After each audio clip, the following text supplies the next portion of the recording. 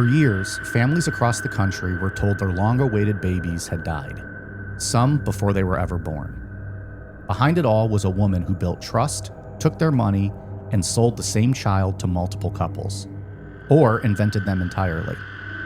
By the time the truth came out, over 100 families had been devastated. Tonight, we break down the case of Tara Lynn Lee. I'm Mike. I'm Ian. And I'm Dave. If you thought the worst thing a con artist could take from you was your money, stick around, because tonight's piece of shit did things that are so much worse. This is Necronomipod.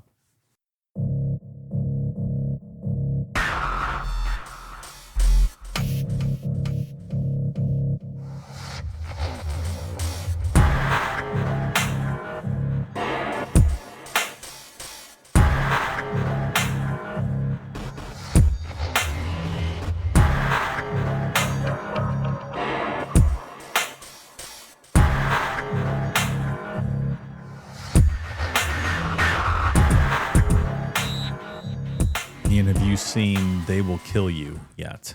No, I have not. I watched it the other night. Highly recommend. You should check it out. I'm going to open up a tab for it. It's Does it star Michelle Pfeiffer? it does not star Michelle Pfeiffer. What was it called? They Will Kill You. It's sort of like over the top gore, horror comedy, kind of, sort of. Okay. It's really a lot of fun. Let's check it out. I also think I saw, aren't they making a new scary movie, like 5 or 6 or whatever? I think they are. Like one last one. Yeah. That's ridiculous. I can't wait. Those are so damn funny. Speaking of over the top. Always a good time. Some better than others, but always a good time. Yeah, the first couple are the best. Yeah. I kind of jumped the shark a little bit. Heather Graham's in this. I haven't seen her. That's right. Heather Graham was in it, yeah. I haven't seen her in something in forever. Californication, the last season, I Last think, was the season, last yeah. time I saw her. I found a list online. Who's this from? Boardroom, whatever that is, on Instagram. Over 1 million followers. But they have ranked the best HBO shows of all time. They did 15. I'm going to give you guys the top 10. It's for both of you. I think Dave has seen a ton of these. Ian, I'm not sure how many you've seen, but I'll give you guys the top 10 list. Obviously, I'll start with number 10. As professionals. I was waiting for number one. There's some good ones in 11 through 15. Maybe too, we'll get to though. those at the end. Okay. I think I sent you this list. Yeah. You've seen it. Number 10, Veep. I'll go through the whole list and then maybe at the end you give your thoughts. Does that work? Absolutely. Number 9, The Leftovers. Number 8, 6 Feet Under. Number 7, Watchmen. Number 6, True Detective. Top 5 HBO shows of all time. Number 5, Game of Thrones. Number 4, Curb Your Enthusiasm. Number 3, Succession. Number 2, The Wire. And number 1, The Sopranos. Any initial thoughts jump out at you on that list? I haven't seen like any of those shows. Like shockingly haven't seen Really? any of those shows. Game of Thrones. Game of Thrones. Is it surprised you it's number 5? No, not No? really, because of how a bunch of people hated the ending and all that. That, Sopranos, and Veep. Veep. That's right, because you Yeah. watched Veep. Yeah. Those are the only 3 that I've seen on that list. Unsurprisingly, I've seen every show on that list. Well, Watchmen is one of your go-to. Like you're big on that one. As a one season standalone series like that, maybe at the top of the list. It was so good. So I didn't realize it was from 2019. Was that a product of like a COVID? It just kind of got like another season would have happened, but it got maybe shut down. I don't think so. I think the guy said, "This is my story I wrote, and That's I'm it. one and done." I told the story, a reimagining, if you will, of the Watchmen graphic novel. I loved it. I thought it was great. Fucking love Regina King so much. It was phenomenal. Well, that's only number 7. Yeah. Any other thoughts on the list? Leftovers, very good show. I had never. That's the one I've never heard of. I read the book before I watched that. Went on for a few seasons. They cut it at the right time. I thought it was real good.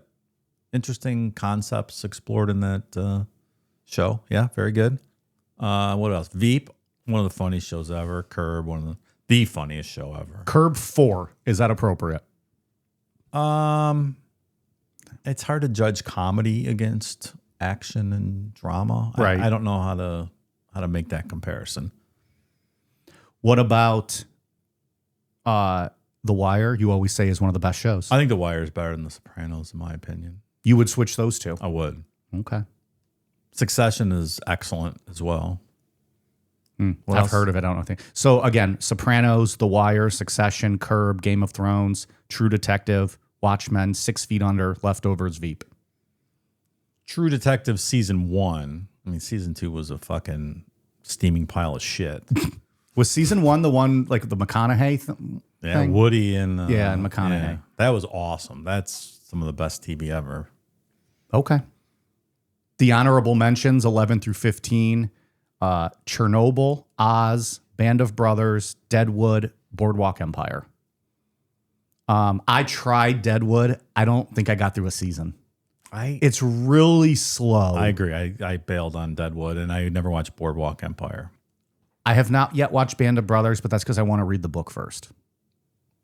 I watch it every year. So Do you? yeah, It's I've one seen it season, right? 20 Like 10 times episodes? probably. Yeah. Yeah. And Chernobyl's fantastic. That might be And it's at 15th. You think yeah, it should be might higher? be a little higher than 15. Yeah. Okay. That's a great series. Well, okay. That's the HBO list. That's what I got. I need to do better on shows. I need to Or at read least- more books. you snub HBO, it seems, Ian. Yeah. I was gonna say Billions, but I think that was a Showtime show. I love Billions. I really enjoyed that show. What was Ballers? I liked Was that show. Showtime? I can't remember if it was Showtime or HBO. I like I think that Ballers. was Showtime. Was it? I enjoyed that. I think. The first few seasons were really good. It got a little, the Russell Brand episodes, I just weird. Yeah, terrible, but Yeah. That dude's the worst. oh, horrible. I can't stand that guy. He's I- not funny at all. No, I didn't mind him in what's the movie? forgetting Sarah Yes. Marshall. He was fine in that. Yeah. And then it was like, okay, we get it. Yeah, we got you. You're the same person in every fucking thing. Yeah, He's just playing himself. yeah. All right. Well, feel good story of the year we got tonight. Man, Yeah, man. I was trying to branch out a little bit. Some true crime that's not necessarily murder specifically, maybe just like some different things. And I came across this really crazy story. this lady's just gutter trash. Just what a horrible person. Yeah. Well, born in Michigan, raised in Florida. What do you expect? Do they make any better in that situation? Her environment conspired against her, made her a bad person. It seems. No, she's just a cunt. Yeah. So Tara Lynn Lee was born in August of 1981 in Michigan. She was the oldest of 5 kids, graduated from high school in 1999, and then moved to Florida right after to work at Disney World. And then she bounced between Jacksonville and Michigan for the next couple decades. She married her high school boyfriend, Jeremy Gene Lee, and they had 5 kids together, 3 biological and 2 adopted. Jeremy's almost invisible in this case. The only time he shows up in the reporting at all is when Tara gets arrested, which we'll talk about later on. He probably stood there like with his arms crossed looking at the cops like, I told you. I knew it from day one. That's what I get for marrying a Michigan girl. Jeremy Gene Lee. Yeah, a lot of middle names in this one. Yeah. We had people coming at us that it was all because of the serial killers that they do the middle name to like avoid the same name as other people. But like this story is just full of them. Yeah. She's not a serial killer, but still. Not yet. I couldn't find much about her early life, but there are some records from Michigan that show a pattern of debt and unpaid bills, both under her married name and what seems to be a maiden name or maybe even a made-up name. I don't know, Guitar. In 2005, Warren police arrested Tara for fraud. This was check fraud specifically. She got a plea deal on one and the charge was dropped, but a separate non-sufficient funds charge out of Wayne County the same year stuck. She pled guilty. So by the time she's in her mid-20s, Tara had gone from making some bad debt decisions, right, to having a fraud conviction on her record. Not off to a good start. It's a bad guitar. She's strumming the legal system like nobody's business. Was that like a huge thing back in the day when people wrote checks all the time, like bouncing checks? Yeah. When for they used sure. to, they would tape your check up in like the gas stations and stuff as like bad check. Yeah. Like that's to fuck up your business, right? Like if you're a store owner. You eat it, sure. Yeah. You used to, you know, we talked about the local store Mark's before. When you used to go shopping at Mark's, they didn't take credit cards for years. So you had to write a check when you go there. Right. Aldi too was the same way. Was it the same Up way? until like, I say recent, but like in the past like 2 decades. Yeah. So it was before everything was automated. They had a hand, like a print off sheet book that the cashier would have to hold your check and your name and your address and thumb through this book of people that had bounced checks in the store that were like Wow. essentially on a do not take a check from list Damn. and make sure that your name wasn't on there. It was crazy. That'd be embarrassing as fuck if you're that person getting called out. Right. Yeah. Like, that's not me. And for people who don't know, Mark's is a glorified flea market. I can't shop at that place. It's too chaotic for me. You will occasionally find fantastic things, like a case of Miller Lite for like a fantastic deal. But like other than that, it is just like shit is everywhere. Yeah, it's crazy. You're like in produce, and at the end of the aisle is all the toys, and you're like, what is happening here? I worked there in high school. Did you? Yeah. That's funny. Did you ever work at Fazio's? I did not. My friend in high school worked at Fazio's, though. Some people that used to work at Fazio's. So like we said, 2 of Tara's 5 kids were adopted. She'd been through the private adoption process herself and knew how it worked from the inside. All that shit, like the fees, the paperwork. A lot of it's specifically what parents needed to hear, right? And at some point, couldn't find the exact timeline on when, she started telling people that she could help them through the process, not as a parent who had been through it, but as a professional. You sure about that? Hey, fake it till you make it, right? That's good business advice. It defines my sex life. And all your partners. Stop it. I have a very reputable business, pal. She told birth mothers that she'd survived 2 stillbirths of her own. She claimed to be a licensed social worker, a certified doula, a therapist. None of that kind of shit was true. She had no degree or training. What she did have was a fake diploma from Northwestern University showing a master's in social work, which she hung up on the wall of her office. And she kept a very active WordPress blog about a 2018 volunteer trip to Ghana, which didn't happen. But like,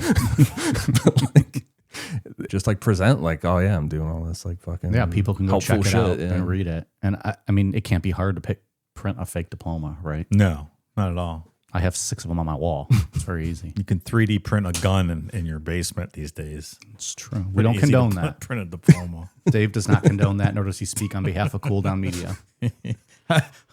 My wife and I were in our old neighborhood where I grew up the other day, and I pointed out where the old gunpowder shop used to be, where we used to be able to get gunpowder. Where you build your bombs.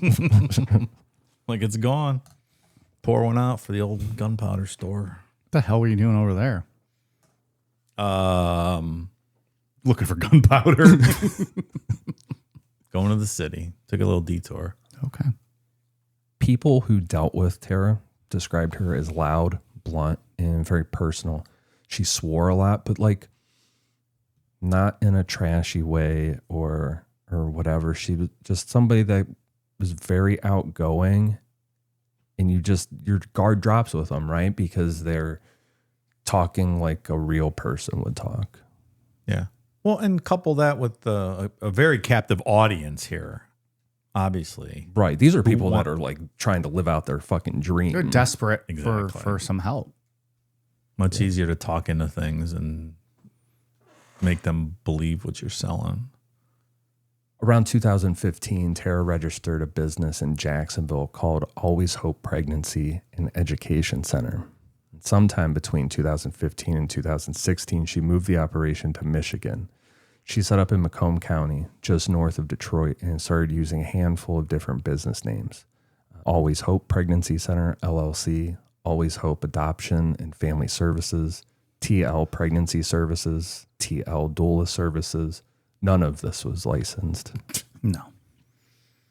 Hey, as the former owner of an unlicensed mobile gynecology shop, I You got to do that sometimes. The red tape and the bureaucracy it takes to set up a business. Sometimes you got to go around. Just keep switching it up. You got to do it sometimes. When investigators are on your tail for your dirty speculums and non-licensure, drastic measures are called for sometimes. For love of the game, right? Absolutely. Love of the game. The love of the vagina. Dash for the gash. Is that because it was a mobile thing, right? Was That's that right. one of your slogans? Yeah. Dash for the It gas? was written on the side. I don't remember that. That's funny. Dash for the gash. We'll come to you. There's a whole commercial for that, right? Oh, yeah. We'll come to you, not on you. We have a bunch of slogans. They write themselves. Or in you. Yeah, they're in you. That would be unprofessional. That would be very unprofessional. Questionable business practices. This is something that I learned through the research here that I had no idea about, just kind of how off the rails the adoption process in America is. But there's like almost no regulation in some of this stuff. There's a gap between licensed adoption agencies, which have to follow rules and submit to inspections and keep records, and independent facilitators who basically just connect birth mothers with adoptive families for a fee. During the years Terra was operating, only 8 states banned facilitators outright. It's Colorado, Kentucky, Maryland, Missouri, New York, Tennessee, Utah, and West Virginia. Everywhere else, including Michigan and Florida, you could just act as the middleman between a birth mother and an adoptive family and just be you. I get like you could go do that if you wanted. And it probably to some of these families feels like a breath of fresh air because kind of like what you said, Dave, the red tape of going through some of these agencies is probably a lot. When you have this lady who's like, I have all this experience. Here's my number. Call or text me anytime. I'll set you right up. They're probably like, fuck yeah, this is what we've wanted. Yeah. No background check needed, right? Right. Yeah. We don't have to wait for all this stuff to go through. We just want our baby. It is a weird thing that you can just do that privately. It seems like there should be some regulation. Yeah. It's like selling a kid, right? Some slight regulation at a minimum. Just a little bit. Yeah. Like if I go post an ad for my kid and I need meth and I'm going to sell my kid for $1,000, you're going to get locked up for 20 years yet. Basically, is this any different at the end of the day? I don't know. Oh, I wouldn't put on Facebook, you want math. I'm just saying you hear these stories about people who, tried to sell their kid for $200 to an undercover cop. And right. Those people are going away for a long time. It's not exactly the same, I guess. Monetarily similar. So that's what Tara was doing. She was just being the middleman between the birth mothers and these families or these couples that were trying to adopt. The Michigan Department of Health and Human Services started getting complaints about her in 2015. Investigators looked into it and said that she had crossed a line where she was providing adoption services without a license. Like she was going a little more than just connecting people. When they confronted her, Tara said that she was only driving expectant mothers to their doctor's appointments and organizing clothing donations. They told her to stop placing children or get a license. Like you got to back off a bit. She didn't listen. And the complaints kept. She's like, I will not. In 2018, another complaint came in after Tara arranged an adoption between a birth mother from Detroit and a couple in Wisconsin. The state said that she was violating the Child Care Organizations Act, which governs who can and can't place children in Michigan. That's like the actual law that she was kind of fucking with at this point, but nobody did anything. So there is something in place in Michigan to like oversee who can and can't get moved, kids. Right. But there's nobody acting on it, like enforcing it. Yeah. Like you can be the middleman, but she was doing more than that. Yeah, she was getting too involved. Like authorizing shit. Right. Like you're not just introducing people at this point. You're filing whatever phony paperwork. Right. And you're sitting in on doctor's appointments with birth mothers and shit. Right. Well, she's a licensed doula, right? But the authorities are just like, I use that word. I'm not even confident I know what a doula is. You know what? I really don't know. Hopefully something with pregnancy. It is. Okay. It's a trained non-medical professional providing continuous physical, emotional, and informational support to a person before, during, and after childbirth to ensure a safe, satisfying experience. Okay. They offer pain management techniques, advocacy, and guidance, generally costing between $200 and $5,000, depending on location and experience. And the fact that he rattled that all off the top of his brain is impressive. I retain information like that. You're a big doula guy. Love me some doulas. Sounds like the next item at Taco Bell. New cheesy gordita doulas. Yeah, I was just saying that word with confidence. Yeah. I did too, kind of. I really wasn't confident with what it meant. I assumed it had something to do with birth. Yeah. And that she wasn't actually one she of wasn't, those. Right. She was not that. I learned it in Ghana on my trip in 2018. Yeah. They deputized me as a doula. So she had a lot of connections with lawyers, a lot of word of mouth stuff, right? And she'd post descriptions of pregnant women who were thinking about placing their babies for adoption in these online networks. And couples would find these posts or get referred to Tara and send over their family profiles. And then Tara would call them with the good news that the birth mother chose them. Oh, congratulations. After that, the couple would pay a deposit, typically somewhere between $10,000 and $33,000, against the total cost of $25,000 to $35,000 after there's other things.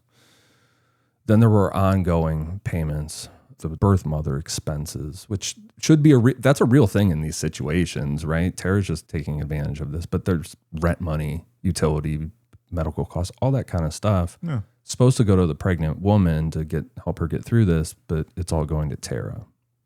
Sometimes she would take a real pregnant woman and promise her baby to 2, 3, sometimes more couples at the same time. Each couple paid the full fee. Only one if that was actually going to get the child. The rest would get excuses. Other times, birth mothers just didn't exist at all. Tara made up pregnant women just from scratch. Gave them names, backstories, due dates, all kind of shit, right? Just a whole world of fake names. Man, so vile. It's almost reminds me of like some of these cult stories we do where they're manipulating people who are just desperate and looking for something in life that they're going to believe and just kind of easily be duped into anything. And these families are just probably so desperate to have a baby that they want this to believe it's real, that they maybe don't see any of the signs that, hey, this is a phony baloney. Yeah, like I said, very captive audience. That's exactly right. Yeah, that's right. And these things that you hear about stories where these like adoptions fall through a lot, you know what I mean? Sure. So these people, some of these people have been probably dealt with not getting scammed, but I know. But having things fall through. Right. And then there are fees that you're out of. Yeah. In certain situations that you're just, you're throwing 10 grand at it just on the hope that that you get right. And that it all works out. Right. That you get in the door or whatever. There was a guy that came into Crocs all the time when I worked there, and he had a bunch of kids, and he would come in all the time to buy shoes for his kids and shit. And I got to talking to him one time, and his wife was a nurse in Cleveland. He was telling me how all his kids were adopted. Oh. But he said that they were all adopted from Cleveland Clinic. Like you can shockingly just go get a baby from Cleveland Clinic and adopt a kid if you want. But you're adopting a child that's like potentially has drug issues. You know what I mean? But he was like, the babies are for the picking. If you want to adopt a baby, and you can adopt a baby. No kidding. Yeah. Interesting and a little terrifying. Yeah.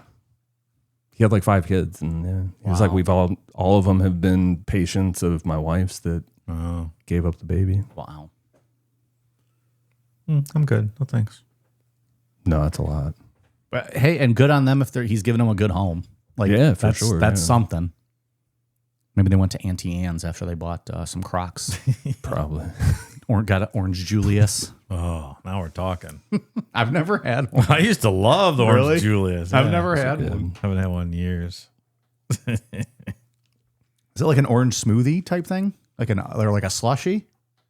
It wasn't that thick. It was more orange juicy, the consistency. Yeah. Right? It's like I don't even remember. It's been so long.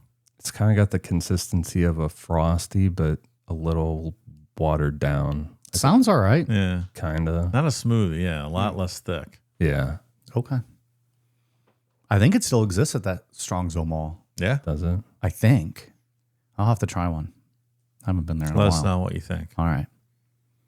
I used to drink Caribou coffee at the Strongsville Mall. Where was that? That was my go-to. Now there's that big Starbucks Yeah, right that's where in it front of the was. food court. Is that what it was? Yeah. It was a sad day when that went out of business. Yeah. Starbucks just took them over. Maybe I'll do an Orange Julius and I'll blog about it. Do it. Like it's 1998. You can read about it on my blog. I wonder if the mall walker's still there. You remember that dude? Yeah. Oh, yeah. Yeah. He was there last time I was there. When was that? How long ago was that? A couple months ago. Oh, really? Oh, that dude's there. Oh, nice. Just chilling in the food court. Fuck yeah. Yeah. He's You still all see that whacked dude out. every day. Oh, yeah. He's a big superstar. People taking pictures with him and shit. Mm-hmm. Him and the Cleveland Pimp are like just Oh, that guy, self-made too. like little celebrities Yeah. just because they show up. Right. Who's that? The Cleveland Pimp. Yeah. He's always downtown at like West 6th, right? Like all the bars and stuff.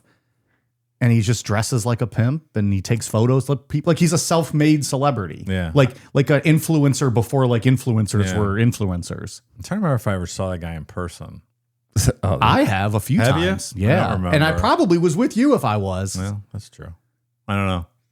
like this guy? Yeah. Yeah, that's exactly him. Yeah. He's the same as the mall walker, Ian. Like just a guy who like he has his thing and he does it every night and he's gonna get himself over. And like like that. Like women love to take photos with him. All right. And he'll just be at all the bars and whatever. I don't know. Smells like Epstein files to me. they kind of do give you like Epstein vibe pictures. They just like, they're kind of shady looking pictures. That could use to lay off the spray tan.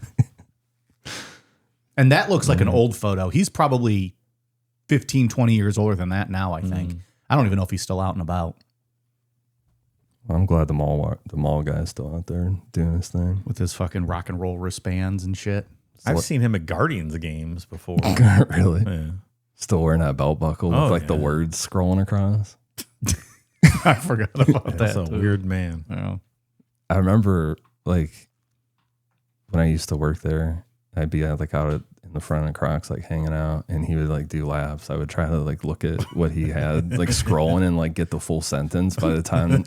But then it makes you look weird because you're staring at his crotch.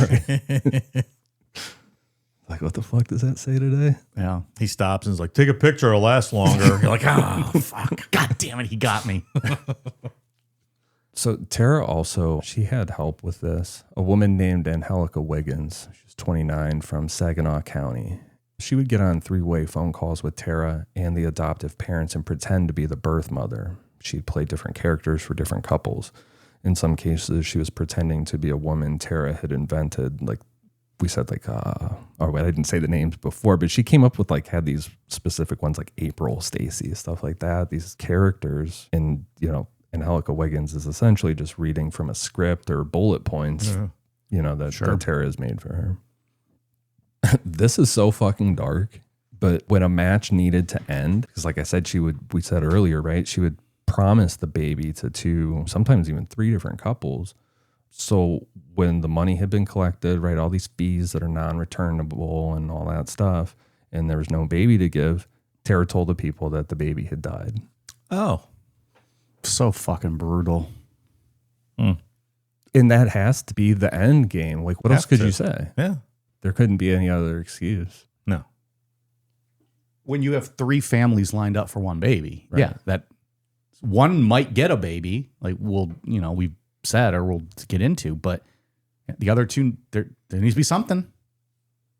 You can't just ghost them. I mean, this is essentially a pyramid scheme. And if word of mouth starts getting around that she's ghosting people, you're going to lose your business. No one's going to say, she's screwed me, killed my baby, or no one's going to think you're making that up, right? So then you just reel them back in with the next one. Smart. Yeah. It made me think of the Always Sunny episode when Dee's scamming the IRS for the baby. Remember, she has the surrogate baby. Oh, that's right. She still tries to claim him as a dependent. And they're trying to like prove to the IRS that she really has a baby. Yeah. And at the end, Dennis is like, you guys have been wasting your time trying to prove that the baby's alive, that she really has one. we need to prove that the baby's dead. And they're like, oh, this is really fucking dark, dude. Dave, you would love that show. Yeah, I I'll think. get you it one of these I days. say that, but then who knows with your taste? Come on. It is so. There was a clip the other day. They were all just sitting around the bar having like a real kind of serious conversation. And then D just says something like, it just made me realize we're a better world if we just treat each other like we want to be treated. And Dennis looks and goes, D, shut the fuck up. And then they all just start piling on her. I was like, that's so damn funny. She would give them, a lot of times it would be a genetic excuse. A hole in the heart was one that came up a lot, and like a cyst on the brain. But then she like had other weird ones where she would say like the baby had gotten hit by a bullet, like a stray bullet came through, drive-by kind of thing. Because she's also, not only is she scamming these people, but she is preying on people that are lower income people and people that are struggling, that are giving away their babies too. There are some real babies in this situation. You know what I mean? Yeah. So it's like, some people are actually getting babies. right. And there are some babies that could live in a area where there might be a drive-by, but there were no babies getting killed in a drive-by. That's also something that you could probably like look up if you're like one of the parents or prospective parents. Like, was there a shooting where a baby was killed, or like, a pregnant mom? Like, that's something that's typically going to make the news, so that's a dangerous game to play. The genetic thing, it makes a lot of sense. Right. That's the easiest one to get away with, I guess. Teresa and Michael Matheny drove from Georgia to Detroit in 2018 when the birth mother Tara had matched them with went into labor. Their son, Sam, was born while they were still on the road. When they got to Michigan, they found out that the birth mother had never received the $8,000 that they had already paid Tara for her living expenses. The woman's electricity was about to be shut off. She didn't have a winter coat. She didn't have shoes that fit. Just not taking care of it all. And then Tara showed up to the hospital wearing a Rolex. And we'll get into later, like the amount of money of the shit she was buying, but she's, comes rolling in with a $3,000 purse. The Matheny's adoption was supposed to cost about $20,000. By the time it was done, they had paid close to $60,000. Thankfully, they actually got a child out of the situation, but they were scammed, like 40 grand. Wow. And meanwhile, this mother is for real living like shit, stuck. The birth mom. Right, yeah. The birth mom's just stuck. She's not getting anything. Right. It's all fucking cold, doesn't have shoes that fit and stuff. Was Tara telling the birth mom they're not paying? Like, was she playing both sides? Like, how would she justify that to the birth mom? I'm not sure. I would assume that's what she's doing if she's playing games with the adoptive parents. Yeah. Or just maybe the only promise is I'll help you get rid of this baby. I don't know. Could be that too. If the lady's poor, probably anything. A couple bucks here and there. Yeah. Got someone that's going to take your kid off your hands for you that you can't afford. Probably doesn't take much, right? Yeah. No, if they're in that situation to begin with, probably.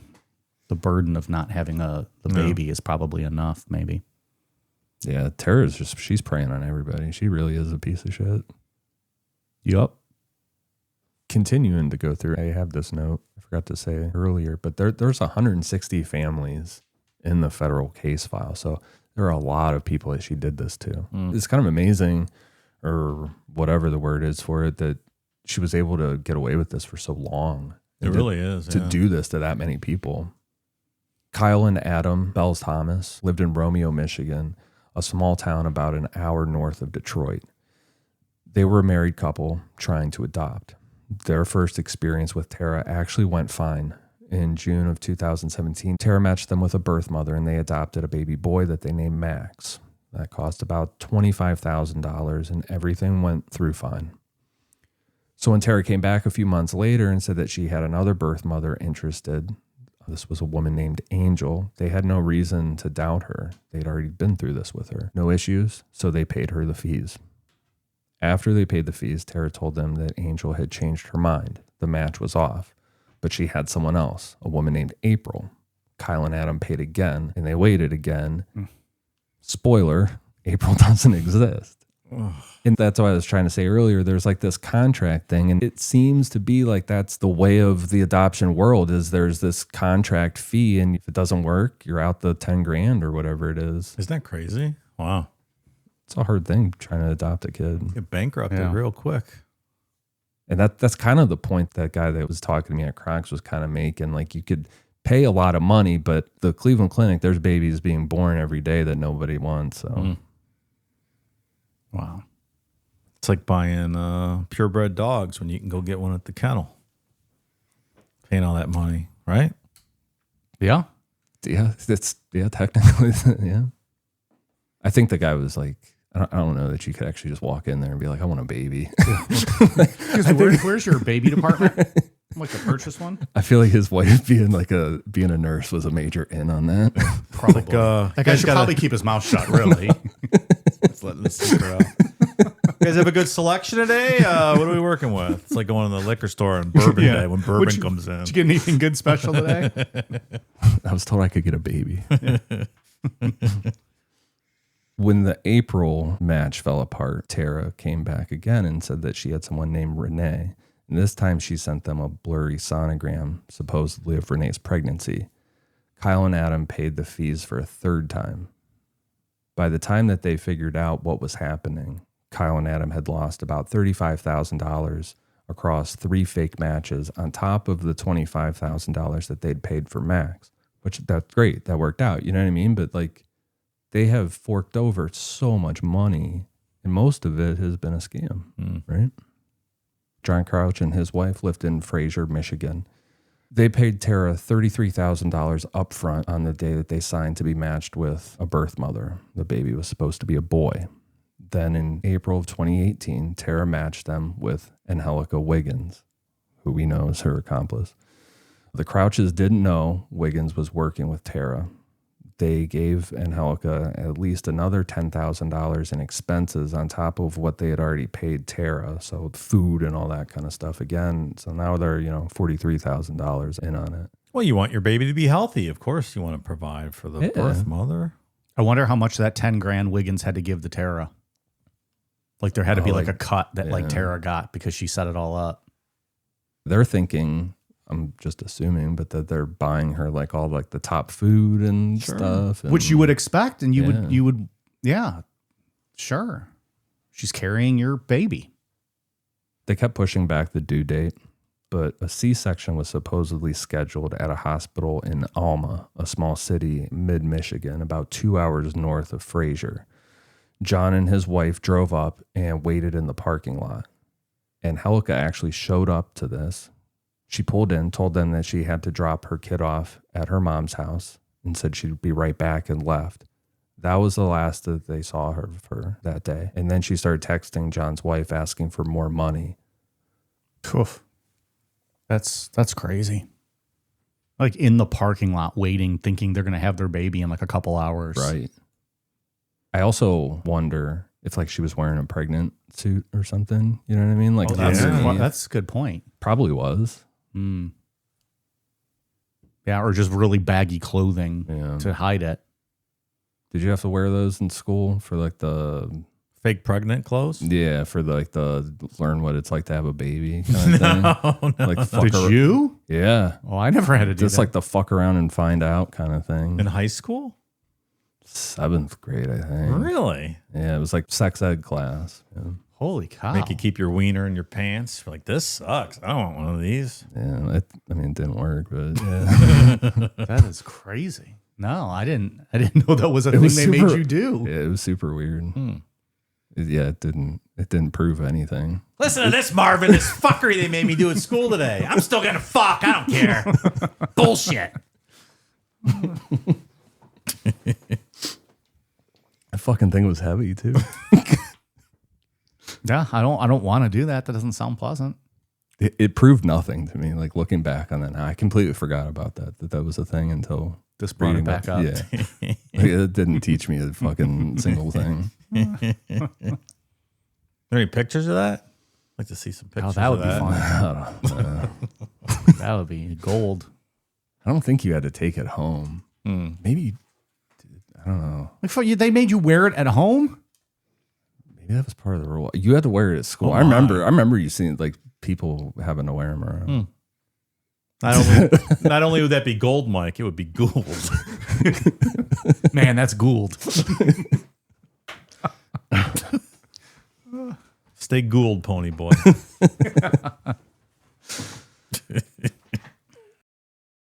May is Mental Health Awareness Month, and we're here to remind you that life is a journey. Some days are good, some days are bad, and some days can just feel totally overwhelming. Whatever you're going through, it's common to feel isolated and like you have to figure things out on your own. But the truth is, no one has all the answers, and no journey should be alone. Having someone with you to listen, to understand, and to support you can make all the difference. May is a great time for some self-care, a time to check in on ourselves and see how we're feeling and where we're at right now. If you happen to be feeling anxious, stuck, or unsure, those feelings are more common than you think, and you don't have to deal with them by yourself. If it feels like you could use some extra support, why not give BetterHelp a shot? BetterHelp has been helping people find their match for over 12 years, having served over 6 million people globally, and has a 4.9 out of 5 rating with 1.7 million client session review. If you're looking for quality, BetterHelp therapists work according to a strict code of conduct and are fully licensed.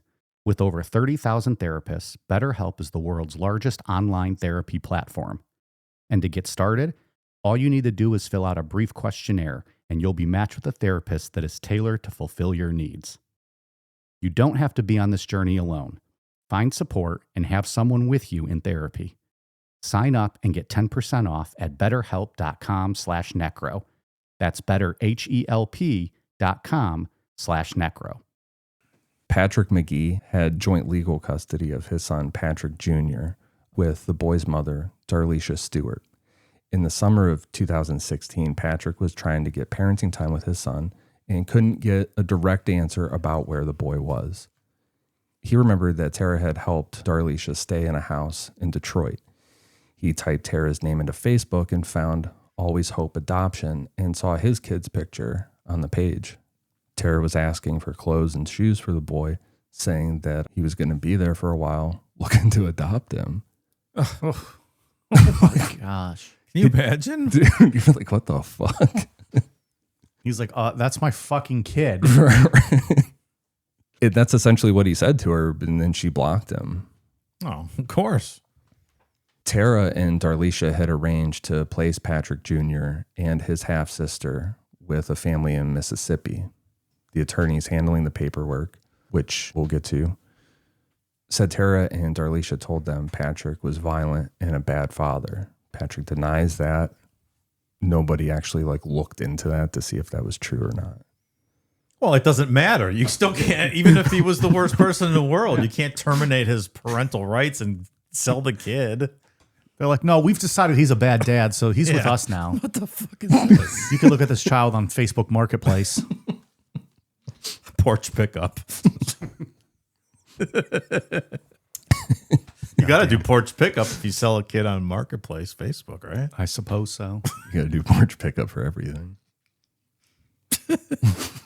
I'm assuming that means exactly how it sounds. Yeah. Okay. No face-to-face interactions. Yeah, Like us with our DoorDash. That's exactly what I was going to say. I'm not going to look you in the eye at midnight when you're handing me 36 hot wings. Just leave it there and go the fuck away. We'll both keep our dignity. We did a porch pickup last weekend. My wife bought a home ice cream maker. It's really good. Yeah? That's it's cool. awesome. Big fan. Been making some good ice cream? Yeah, very good. All right. I got some peaches at the store the other day to make some fresh homemade peach ice cream. I like peach ice cream. Me too. Do you get banana yet? Do a Yeah. banana milk. Can you do a milkshake out of it if you make it like a little thicker? I think you can. There's several different things you can make. Pretty cool. Next time the neighborhood kids have like a lemonade stand, go out there with your fucking maker and have like a milkshake stand and just put them out of business. Suck it, kids. I'll give them away for free so no one goes to theirs. What's the etiquette on porch pickup? I've been looking at the marketplace for used bases and shit. What do? Do you pay first or? It depends how you're paying. Probably can leave cash like under a thing, like the doormat maybe. Some frequent sellers, I think, have a whole setup on their porch, like in a box with a lock box kind of thing, or just an envelope under wherever. You can Venmo sometimes. That's cool. I talk like I know all this stuff. I just drive my wife when she goes to pick stuff up sometimes. I don't even have a Facebook account. So Patrick went to the police, tracked down the attorneys, and eventually went back to Wayne County Court. He was awarded full physical custody. He got his son back, but he spent, months not knowing what was going on. He told WXYZ, quote, "Couldn't eat, couldn't sleep, couldn't do nothing. Only thing on my mind was my kid." I'm sure. Next on my mind would be bashing Tara's face in. Well, I just don't want to say that to the press. No. In case something not were a to good happen quote. to her. You're implicating yourself in advance. Yeah. Don't do that. Regarding the lawyers, Talia Getting handled some of the adoption paperwork Tara brought her. In a normal adoption, there are multiple attorneys, one for the birth mother, one for the adoptive parents, sometimes one for the agency. Everybody gets their own independent representation, right? Yeah, makes sense. In Tara's system, she was the only point of contact for everyone. And this is where that charismatic part comes in. I think there's some incompetence here, but I think this is where she gets people to drop their guard a bit, maybe. But the birth mother didn't have a lawyer. The adoptive parents didn't have a lawyer. Tara steered them towards attorneys that she already had relationships with. So she set herself up to a position where everything flowed through her. You kind of have to when you're running a scam. Right. No outsiders. Because any good lawyer you bring with you is going to be like, what the fuck is this? What are you talking about? This is a 3D printed diploma. I was at Northwestern that year. Julie Falconberry lived in South Carolina. She already had 3 sons and had been through 4 miscarriages and a stillbirth. She wanted to adopt still and found Tara. Tara matched her with a birth mother. Julie went through this whole process that we've been talking about tonight. Paid all these fees, and then Tara called her and told her that the baby, a boy that Julie actually got far enough into this process that she had named him Eli. And she told Julie that he had died 45 minutes after birth. And it was one of those genetic abnormality things. Julie asked for a birth certificate. Tara didn't have one. Huh. She asked for a death certificate, didn't have one of those either. There was nothing. And Julie had survived a stillbirth herself, so she knew exactly what there would be this type of paperwork in this situation. She called the attorneys that Tara had been using, Tanya Corrado and Talia Getting, and said, quote, "You're scamming people. How can you sleep at night?" Corrado and Getting had been working with Tara for 3 years, and they were actually getting ready to go into business with her.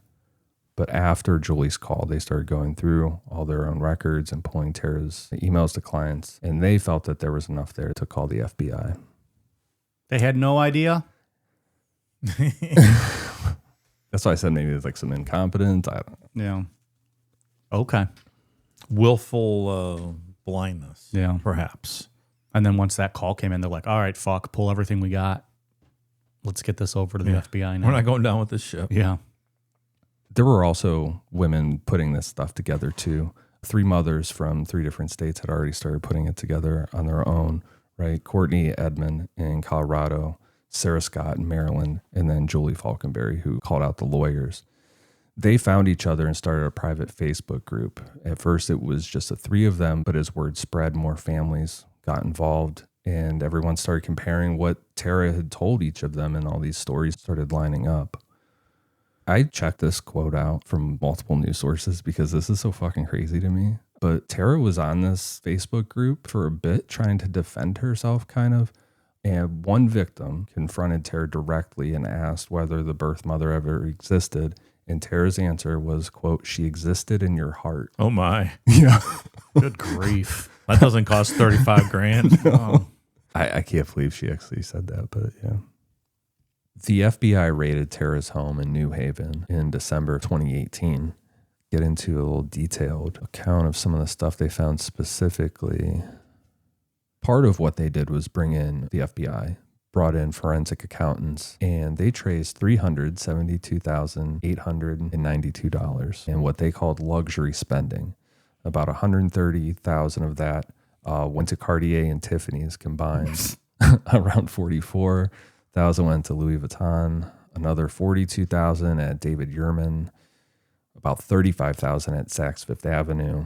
She spent $29,000 renovating her kitchen. $26,000 on flights.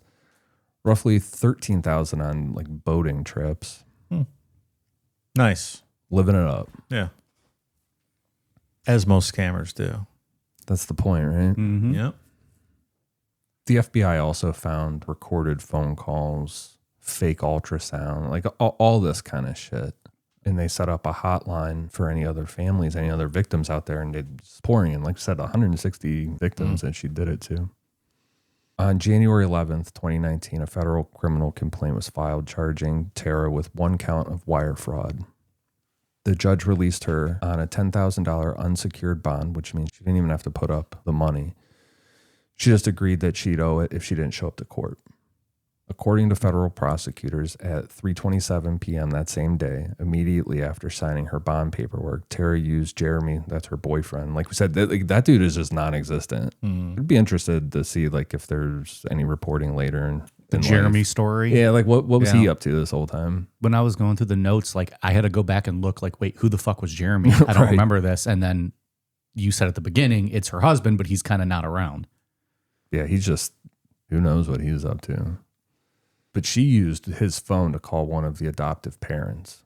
Within days, she contacted another prospective parent, a woman identified in court records as CW from Virginia. Tara told CW that if anything happened to her, she would know CW had talked to authorities. She asked CW to swear on her children's lives that she wouldn't tell anyone Tara had called. Pretty ballsy. Which she in turn did. She just called the authorities. Good, It's like yeah. she fucking threatened me. Yeah. So she was banned from using any electronic devices. The only phone she was allowed to use was a landline. Fast forward a little bit to February 25th, 2019.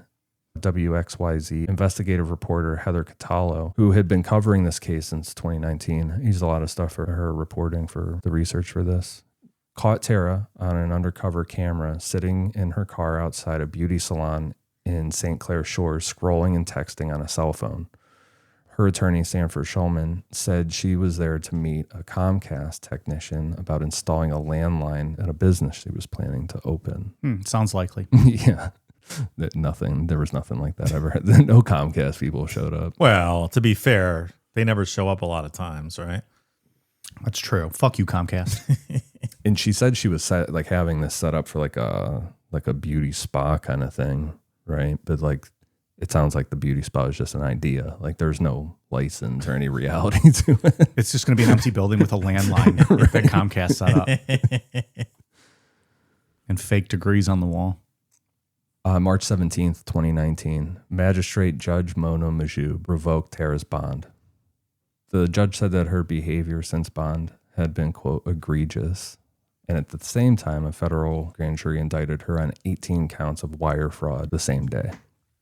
Just because remember, she was on just a one, and it seemed like the one was just to like kind of lock her down from it. But then, I don't know. I was kind of surprised that they just let her out. It seemed a little lenient given the amount of lives she ruined. And like when I tried to look into it, all I could really find is that wire fraud is not like a violent crime. Right. So, Yeah, that's fair. First time offender. but is she though? Because she had No. check fraud and shit. That's true. There's a history. And Helica Wiggins, we haven't talked about her in a while, but she does get in trouble. You know, she's held accountable in all of this too. On February 12th, 2020, Angelica stood in front of Judge Bernard Friedman and pled guilty to 1 count of wire fraud. During her plea, she admitted that she had pretended to be birth mothers on these phone calls to help Tara run the scam, and that she had not been pregnant at any point from April 2018 through 2019. She was let out on bond, but then her bond was revoked after she was posting sexually explicit pictures of her husband's ex on the internet. Oh, Okay. Super random detail. All right, lady. plays a peach, huh? That took a twist. Yeah, it's just one of those things I saw in the local reporting down there. I'm like, it's interesting. Yeah.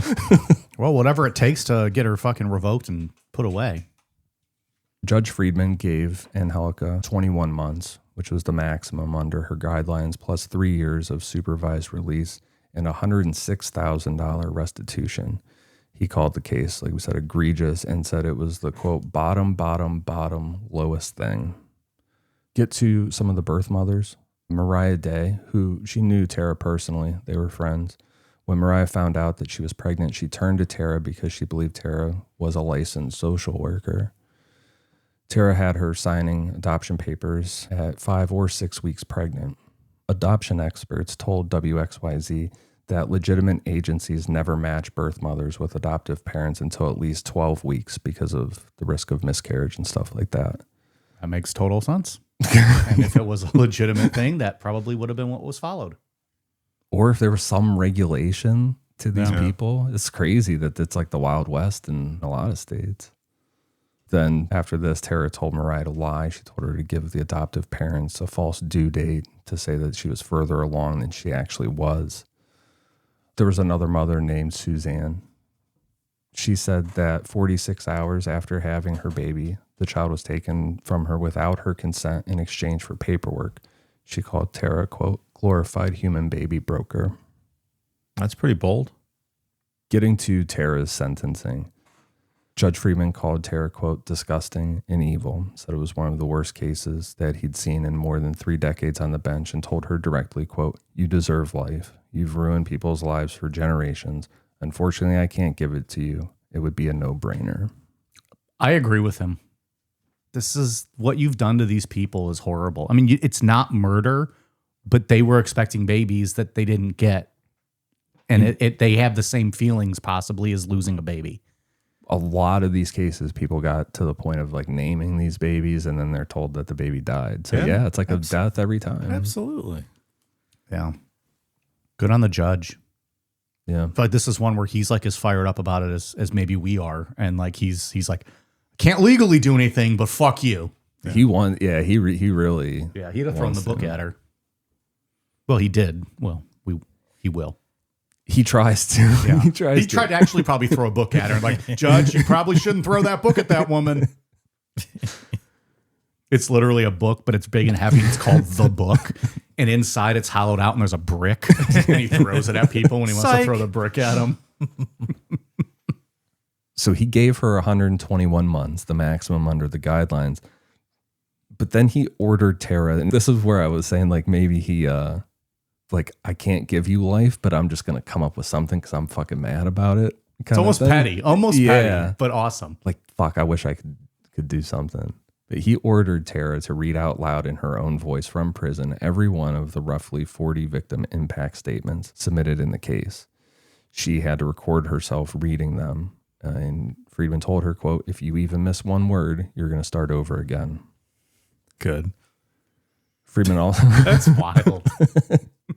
He was probably like sitting in his chambers, like, what can I come up with to like impose on her something extra? I don't mind it. And having to like record it and document it so that you're actually reading the words of the people you hurt. Did it make a difference for her? Who knows? But I don't mind it. Well, you skipped over it earlier, but $1 million in restitution and $300,000 in forfeiture too. So that'll put her on ice for a while when she gets out, right? Yeah. Big fan of this judge. Yeah. I want to vote for him again. You know, I don't think you have it in there, but I was doing a little reading on this myself. And the funny part about all this is that she turned down 3 consecutive plea deals prior to this that were much less. Like the first deal, it was probably before they kept charging her when they kept getting more information and then like the superseding indictments and whatnot. But the first plea deal was only like 5 years. So she turned down a 5-year plea deal and to get sentenced to 10 years in federal prison. Wow. So, good on you. But just arrogance, right? Yeah, I'm sure. Because it wasn't, they didn't have her on much first, but I think they kept getting more evidence and stuff. And there was a new indictment sealed. And then the consecutive plea offers kept getting longer and longer. Like, you missed the first deal. You should have taken it. And then... In a lot of these cases, a judge can deny a plea deal, though, right? Sure. I feel like this guy might not have been playing those games. Yeah. If they would, I mean, again, like you said, they were adding more and more on, so maybe not as extreme, but like this judge could be like, no, fuck that. We're going to play this one out. Judge has discretion to reject the deal, sure. I didn't know that. I don't know if it's to what extent, but I know that in some cases they can. They don't have to accept that. Yeah. Judge Friedman also recommended a maximum security designation, finding Tara, quote, dangerous to staff and inmates based on her history of lies, deceit, manipulation with no remorse. He was like trying to put her in with the worst of the worst there when there's like really no basis for that, really. Like, right. She's not like shanking people yet. Right. You know what I mean? Yeah. He just really wants to pile onto that. I can't give you life, so I'm going to give you the worst I can. Clearly. Yeah. Who knows? Man, maybe he had like a family member who had an adopted kid. Right. Maybe he had an adopted kid. He's like, fuck this. Yeah. Bitch. I usually don't say that. But fuck that bitch, Well, you're speaking man. on him. It's him saying it. It's not Ian Namapod. They're quoting his thoughts. I mean, based on what he's saying, you can quote his thoughts as pretty clearly, fuck you, bitch. Yes. So the Bureau of Prisons ignored this recommendation. They sent her to a low security facility, which that's where she belongs. She doesn't need to be with murderers, I don't think. She didn't finish her victim impact statements on time. The June deadline that the judge had sent came and went. It wasn't until WXYZ started asking the Bureau of Prisons about it in early 2021 that anything moved along with that. She eventually did record them, but she skipped words. She had to re-record. The U.S. Probation Department had to listen to every tape to check that she hadn't missed anything. This judge went so hard. I'm sure they were very happy about that, right? Probation officer's like, oh, I'm listening to tapes for 8 hours today. Oh, man. And like you have to be reading along with it to make sure. So it's not even like you can play fucking solitaire on your computer while you're listening. Word for word.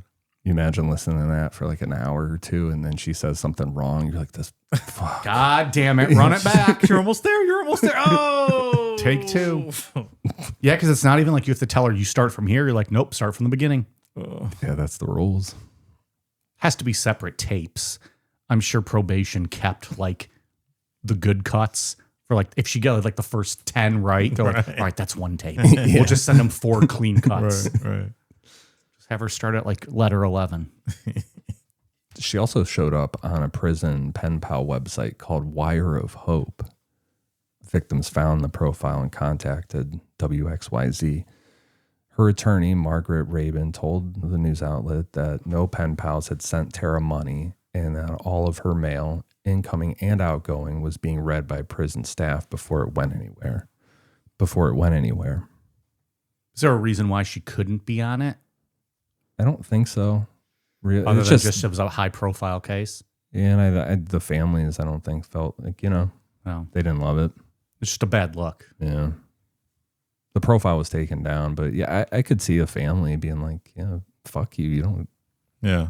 Would you sign up, Dave, to be the pen pal if you were one of the victims and then just send her like, fuck you? Yeah, I You're a would. piece of shit. 100%. I hope this letter finds you not well. Excuse my coarse language. Hope you were shanked and you didn't even get to read this letter. Have you ever seen I don't know, I think I always push things to my algorithm's all fucked up on Instagram. You click one wacky thing and then then you're known for that. Yeah, like one time you click an ass and a thong, and the next thing you know, it's just littered with asses and thongs, and it's exhausting. You can only jerk off so many times in one day. It's not what I was going to say, but sure, I agree with you. Never mind. I was just kidding. But there's a prison, a video version of like pen pals, and I can't remember what it's called, but a lot in Idaho for some reason. A bunch of women in Idaho are on there. Haven't we talked about this before? We might have, and it just the videos. The lady got, hi, I'm so and so, whatever, and I fuck on the first date, just looking for friends, and the videos are wild. Slid that in there. Yeah. I like to have fun, and I fuck on the first date. So she's in prison, so she's a little dangerous. And she fucks on the first day. She does. She's just looking for fun Color and me companionship. smitten. She'll be getting out at some point. Did we talk about this before? I Did you think show me so. a video of this? I'm sure. I feel like we have when he said Idaho, because it reminds me of George in Seinfeld when he starts dating the inmate. Because he's like, I don't have any responsibilities.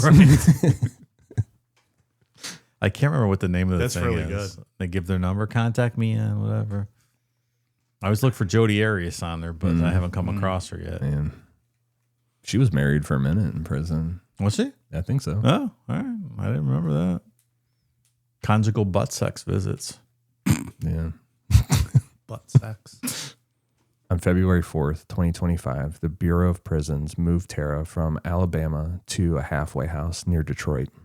Under the Second Chance Act, the Bureau of Prisons can move federal inmates to halfway houses as they see fit, right? And so wire fraud isn't a nonviolent offense. She qualified under the statute. It didn't matter what, Judge Friedman said about her being dangerous and talking about her that she's a killer, So she had been given her 10 years, but she was in a halfway house after 5. The families were not happy with this, very frustrated. Her scheduled release date, though, from everything is October of 2026. After that, she'll have 3 years of supervised release. This is a person who will 100% reoffend in the future. This person is a psychopath.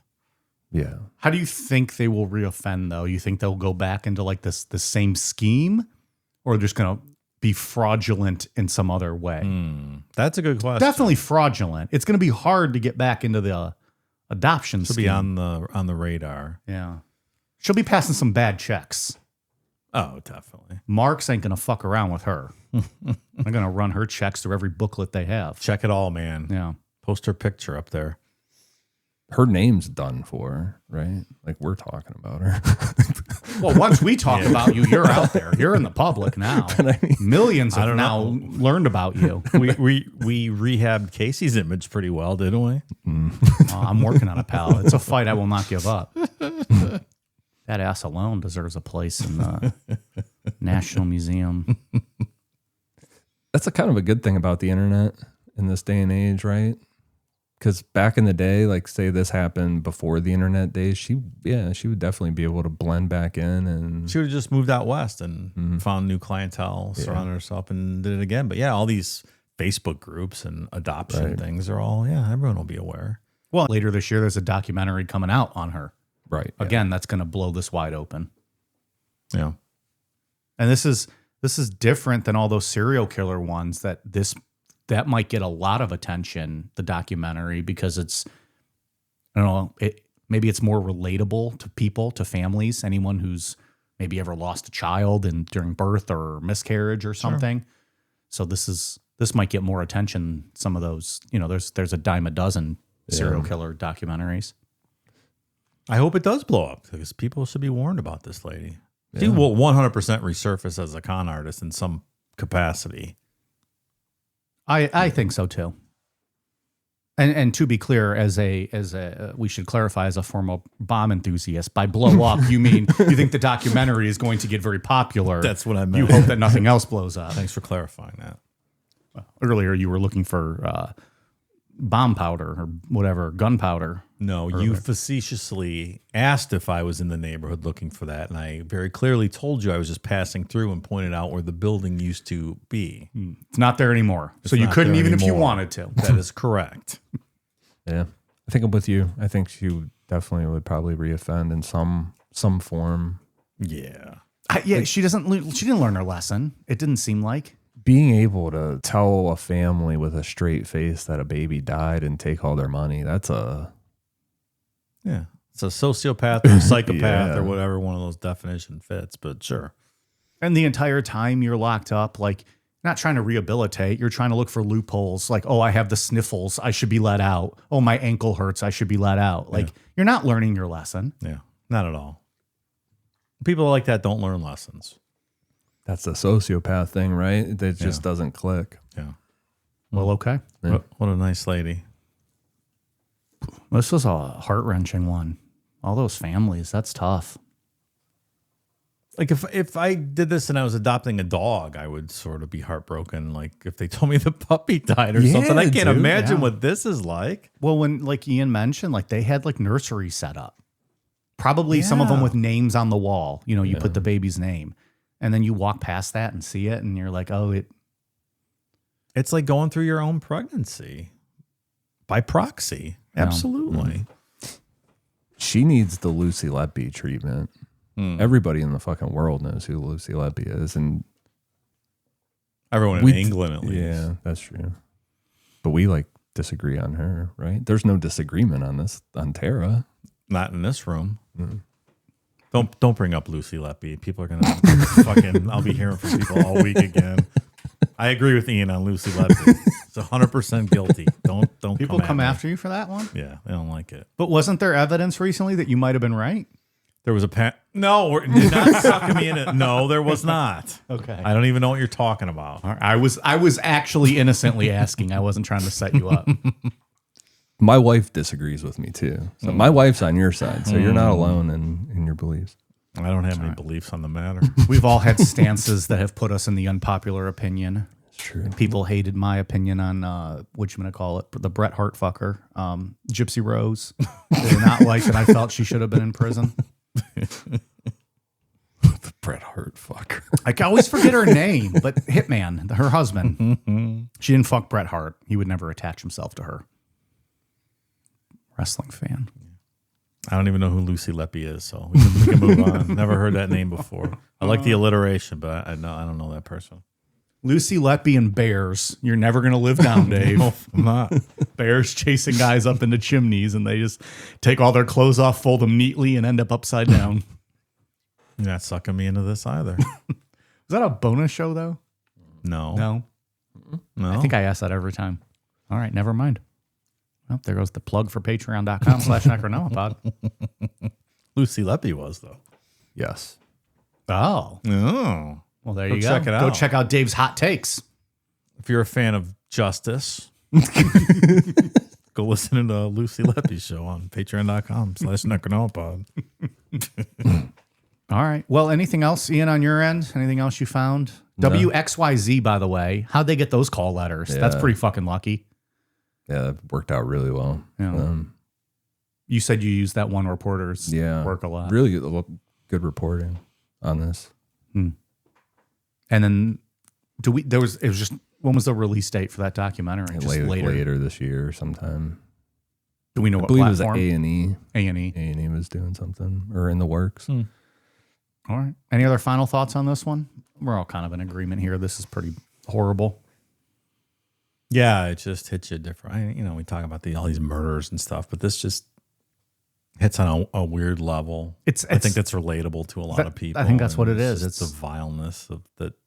Yeah. I can't remember what show it was. I talked about it recently. Maybe it was Tylenol, where you can't really relate to being murdered, right? No one pictures themselves, but you can relate to buying a bottle of pain medication and then it kills you. Yeah. You can relate to having kids or, going through pregnancy, whatever that might be. That's an everyday thing people deal with. And necessarily murder isn't. Yeah. Yeah, dude. Remember my puppy? I bought the one puppy that was very mean. Turned out to be very mean, and it was just like a genetic issue. Like it was just a thing. Like that was fucking terrible. Like my whole household was shut down for a couple of days. You know, super sad and crazy. Yeah. So yeah, amp that up by times a million. Absolutely. So yeah, like you guys said, everybody can relate to it on some form of a level, some level. Not the same, but yeah. Just anybody who cares about family in general. Yeah, right? Like that. Or if you have makes it fucking relatable. feelings. Yeah. If you're a human being. Just saying, if you're anyone who has feelings, you don't like Tara Lynn Lee and Lucy Letby. And it's just simple as that. Dave wholeheartedly agrees officially. I don't know. Stay out of his DMs. Never heard of her. I don't even know what you guys are talking about. I know Lucy Liu. That's the only Lou I'm aware of. Or the only Lucy I'm aware of. I like Lucy Liu. Big fan of Lucy. What's she been in recently? Anything? I don't know. I haven't heard that name in forever. Yeah, I like her. Guys, I keep sinking. Do you guys not notice that? Yeah, it is weird. I think we need some new chairs. We'll get you back with that wood chair so you can make another video Honestly, about your coccyx bone. At least it would be consistent with the microphone. Oh. All right, Dave, what do you got for us on Patreon? Thank you to new patrons Francis B., Serena Joy, Skid Marcus, E Money, Nikki, No Mike, I will not fondle your balls. I checked the wasn't email asking. address on that. It's just Brew Jared, so I don't know what you guys got going on. But Keep that personal. It's not yours. And not is capitalized, just so you're clear on it. They will Okay. not fondle your balls. All right. Thanks for the heads up. I'll go back to your mom. Barry Dixon, me now. Okay. It's a new one. A lovely Midwestern name. Amy Ribideau, LT, Mars Demented, Nicole Sargent, Commander Cunnilingus of the Glistening Gash Guard. The alliteration's pretty good. I'll give him credit on that one. Cheyenne Manley, Cuckmaster General. Competition. Mel, Taylor Husky, Matt Heath, Ewok, Jose Gonzalez, Jessica Crozier, Shane, NC, Silent D, Bobby Joe, Sarby, Colin Ferguson, Rayleigh R, Kelly, The Strife, Cheyenne's Not Here, Charlie Boy 921, Stephanie Stevens, Miller Williams, and finally Matt Gelfman. Thank you and welcome, new patrons.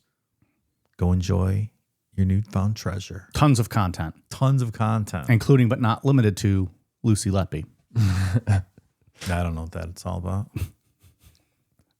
Ian, anything else on your end? On Patreon, there's been a lot going on Patreon. We just did Dennis DePew, the Jeepers Creepers. Oh, Dennis Detour. Yeah, Dennis Detour. Yeah.